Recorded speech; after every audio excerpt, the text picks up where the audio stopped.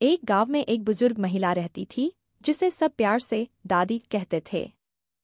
दादी का नाम सुगंधा था और वह बहुत ही दयालु और प्रेममयी थी।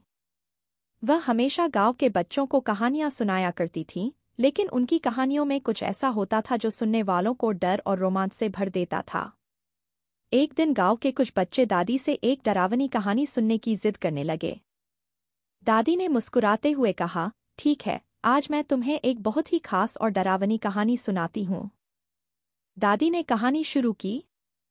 बहुत समय पहले इसी गांव में एक महिला रहती थी जिसका नाम रुक्मिणी था। रुक्मिणी बहुत ही सुंदर और मेहनती थी, लेकिन उसकी किस्मत ने उसका साथ नहीं दिया। एक दिन गांव में एक बुरा जादूगर आया और उसने रुक्मिणी को धोखे से मार डाला। उसके बाद रुक्मिणी की आत्मा गांव में भटकने लगी।